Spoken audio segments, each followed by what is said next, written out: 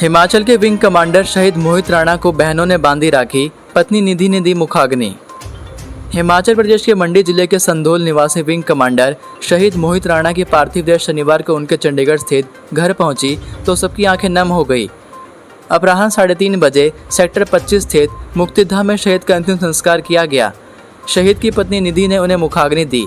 इससे पहले मोहित राणा की बहनों मीनाक्षी और शबनम ने अपने भाई को राखी बांधी। अंतिम संस्कार की अन्य रस्में शहीद की पत्नी के साथ भतीजे रोहित ने पूरी की। विंग कमांडर को अंतिम विदाई देने के लिए मंडी से आए परिवार के अन्य सदस्यों और रिश्तेदारों सहित बड़ी संख्या में वायुसेना के जवान मौजूद रहे।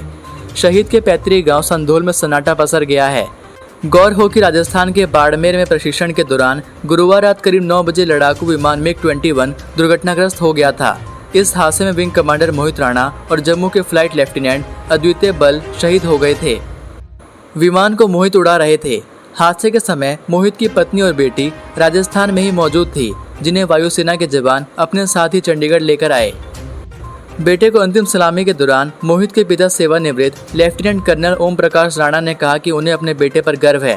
बेटे ने देश सेवा करते हुए अपने प्राण न्यौछावर कर दिए। कर्नल ओम प्रकाश ने सैन्य वेशभूषा में पुष्प अर्पित कर बेटे को अंतिम सलामी दी। इसके साथ ही जब शहीद की 3 साल की बेटी हरिवे ने पार्थिव शरीर पर पुष्प चढ़ाए तो साथी सैनिक, जिला प्रशासन के अधिकारी सहित मौजूद लोगों की आंखें नम हो गई। बारिश से हिमाचल में 25 सड़कों पर आवाजाही ठप, 17 बिजली ट्रांसफार्मर और 12 पेयजल योजनाएं बंद।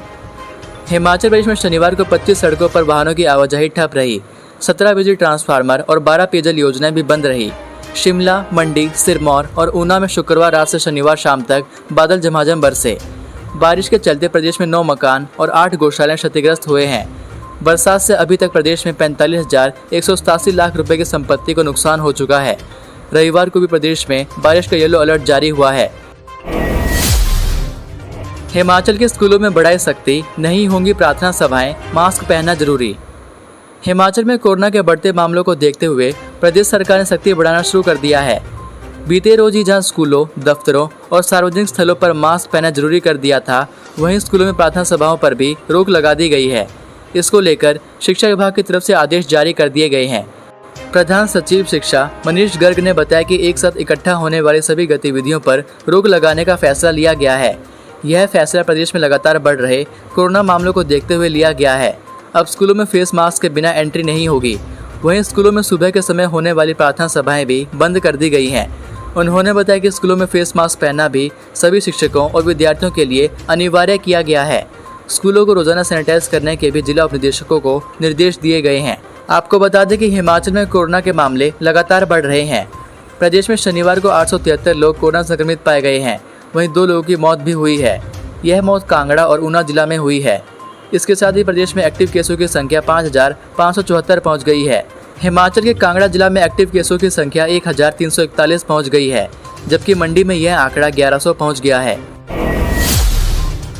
मीराबाई चानू ने भारत को दिलाया पहला गोल्ड, कॉमनवेल्थ में लगाई मेडल की हैट्रिक। भारतीय महिला वेटलिफ्टर मीराबाई चानू ने 22वें कॉमनवेल्थ गेम्स में भारत को पहला गोल्ड मेडल दिलाया। इस बार उन्होंने 49 किलोग्राम भार वर्ग में भारत का प्रतिनिधित्व किया था। मीराबाई चानू ने पिछले कॉमनवेल्थ गेम्स में गोल्ड कोस्ट में भारत के लिए वेटलिफ्टिंग प्रतियोगिता में 48 किलोग्राम भार वर्ग में गोल्ड मेडल जीता था और इस बार भी उन्होंने ऐसा ही कमाल करते हुए लगातार 2 बार भारत के लिए गोल्ड मेडल जीतने का कमाल किया। वहीं कॉमनवेल्थ गेम्स में उन्होंने मेडल की हैट्रिक लगाई। उन्होंने कॉमनवेल्थ गेम्स में 2014 में सिल्वर मेडल जीता था, तो उसके बाद 2018 और 2022 में गोल्ड मेडल अपने नाम किया।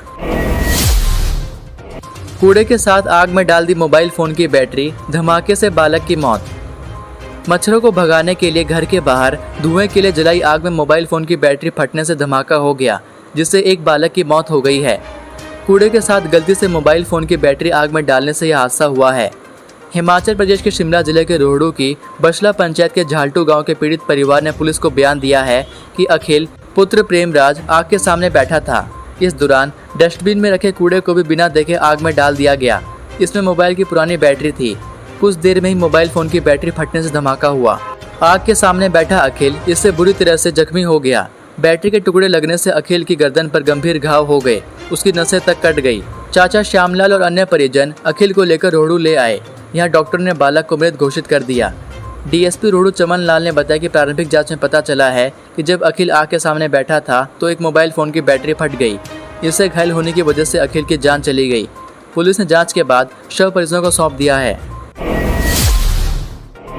हिमाचल में कोरोना को लेकर सख्ती करने की तैयारी। हिमाचल प्रदेश में कोरोना को लेकर प्रदेश सरकार सख्ती करने जा रही है। सरकार की ओर से अधिसूचना जारी करने के बाद भी लोग सार्वजनिक स्थानों, सरकारी और गैर सरकारी कार्यालयों में मास्क नहीं पहन रहे हैं। इसको लेकर सरकार कार्यालय में अधिकारियों की जिम्मेदारी तय करने जा रही है। अगर कोई कर्मचारी और व्यक्ति बिना मास्क पाया जाता है तो अधिकारी की जवाबदेही तय होगी। सरकार का मानना है कि लोग कोरोना को लेकर लापरवाह हो गए हैं, इसलिए मामलों में इजाफा हो रहा है। सरकार ने अभी बिना मास्क लोगों पर जुर्माना लगाने का निर्णय नहीं लिया है। अगर लोग नियमों का पालन नहीं करते हैं तो ऐसी स्थिति में जुर्माने का भी प्रावधान किया जाएगा। हिमाचल में कोरोना संक्रमण के मामले लगातार बढ़ रहे हैं। प्रतिदिन 900 से अधिक लोग कोरोना संक्रमित हो रहे हैं। पीएम मोदी के संबोधन में सोते रहे मंत्री सुखराम चौधरी और प्रशासनिक अमला। पीएम नरेंद्र मोदी ने शनिवार को सभी राज्यों के ऊर्जा मंत्रियों को संबोधित किया, लेकिन जब पीएम मोदी देश में ऊर्जा के बारे में अपना संबोधन दे रहे थे उस समय हिमाचल के ऊर्जा मंत्री सुखराम चौधरी गहरी नींद ले रहे थे। जी हाँ, यह पूरी तरह से सच है। यही नहीं, पीएम मोदी के संबोधन के दौरान वहां मौजूद पहली पंक्ति में बैठे कई प्रशासनिक अधिकारी भी सो रहे थे। यह नज़ारा कैमरे में कैद हो गया, जिसकी हर तरफ चर्चा हो रही है। आपको बता दें कि शनिवार को पीएम नरेंद्र मोदी के उज्ज्वल भारत उज्ज्वल भविष्य कार्यक्रम का आयोजन था। इस कार्यक्रम में सभी राज्यों के ऊर्जा मंत्रियों ने भाग लिया। इसी कड़ी में हिमाचल प्रदेश के ऊर्जा मंत्री सुखराम चौधरी भी शिमला से वर्चुअल रूप से पीएम नरेंद्र मोदी के साथ जुड़े। लेकिन खास बात यह रही कि जब पीएम नरेंद्र मोदी देश में ऊर्जा के बारे में संबोधन दे रहे थे उस समय ऊर्जा मंत्री सुखराम चौधरी और वहां मौजूद पहली पंक्ति में बैठे बड़े प्रशासनिक अधिकारी नींद का मजा ले रहे थे। हिमाचल में महिला की सिर कटी लाश मिली। ऊना में मां बेटी की संदिग्ध मौत। हिमाचल के कुल्लू जिला में एक महिला की गली सड़ी लाश मिली है। लाश का सिर भी धड़ से अलग हो चुका है। पुलिस ने यह शव जिला मुख्यालय में अखाड़ा बाजार स्थित ओल्ड बस स्टैंड से बरामद किया है। शव इतनी बुरी तरह से गल सड़ चुका है कि उसकी पहचान करना भी मुश्किल है। पुलिस ने शव को कब्जे में लेकर आगामी जांच शुरू कर दी है। बताया जा रहा है कि पुलिस को सूचना मिली कि ब्यास नदी के किनारे एक शव पड़ा है, जिस कारण पुलिस दल मौके पर पहुंची और शव को अपने कब्जे में ले लिया। शव को पुलिस ने शव गृह में रख दिया है, लेकिन महिला की अभी तक पहचान नहीं हो पाई है। बताया जा रहा है कि महिला की आयु करीब 30 से 50 साल के बीच है। ये भी जानकारी है कि शव जानवरों ने भी खाया है और कीड़े पड़े हुए हैं। वहीं पुलिस मामले की छानबीन कर रही है। वहीं थाना हरोली के तहत पड़ते औद्योगिक क्षेत्र बाथू में शनिवार को मां और बेटे की संदिग्ध परिस्थितियों में मौत का मामला सामने आया है। मृतकों की पहचान सरस्वती व उनकी बेटी श्रुति के रूप में हुई है। जानकारी के अनुसार मृतक मां और बेटी राजीव गांधी कॉमन फैसिलिटी बाथू के साथ लगते मकान में किराए पर रह रहे थे। मोहन ने बताया कि रात को खाना खाने के बाद सुबह श्रुति को उल्टी आने लगी, जिसकी घर पर ही मौत हो गई। उसके उपरांत पत्नी सरस्वती को भी चक्कर आने लगे तो उसको ऊना अस्पताल लेकर गए, लेकिन चिकित्सकों ने उसे मृत घोषित कर दिया। वहीं पुलिस ने मामला दर्ज करके छानबीन शुरू कर दी है। अटल मेडिकल विश्वविद्यालय में 28 अगस्त से प्रवेश परीक्षाएं। एचपीयू का एमबीए इंटरव्यू शेड्यूल जारी। अटल मेडिकल विश्वविद्यालय Nerchowk BSc post basic, BSc, MSc nursing, BSc paramedical और बी फार्मा आयुर्वेद पाठ्यक्रमों के लिए प्रवेश परीक्षा 28 अगस्त को लेगा। शैक्षणिक सत्र 2022-23 के लिए परीक्षाएं होंगी। परीक्षा नियंत्रक डॉक्टर प्रवीण कुमार शर्मा ने बताया कि इच्छुक अभ्यर्थी 2 अगस्त तक आवेदन कर सकते हैं। बीएससी पैरामेडिकल तथा बी फार्मा के लिए 4 अगस्त से आवेदन शुरू होंगे। आवेदन की अंतिम तिथि 15 अगस्त है। वहीं हिमाचल प्रदेश विश्वविद्यालय के यूनिवर्सिटी बिजनेस स्कूल ने एमबीए कोर्स के 2022-24 के बैच में प्रवेश के लिए ग्रुप डिस्कशन और पर्सनल इंटरव्यू का शेड्यूल जारी कर दिया है। यूनिवर्सिटी बिजनेस स्कूल के निदेशक प्रोफेसर जय सिंह परमार ने प्रवेश नोटिस भी जारी कर दिया है। सीएम जयराम बोले, नशा उत्पादन और तस्करी की रोकथाम के लिए पुनर्वास और विस्तृत नीति बनाई। मुख्यमंत्री जयराम ठाकुर ने चंडीगढ़ में केंद्रीय गृह मंत्री अमित शाह की अध्यक्षता में मादक द्रव्यों की तस्करी एवं राष्ट्रीय सुरक्षा विषय पर आयोजित सम्मेलन को संबोधित किया।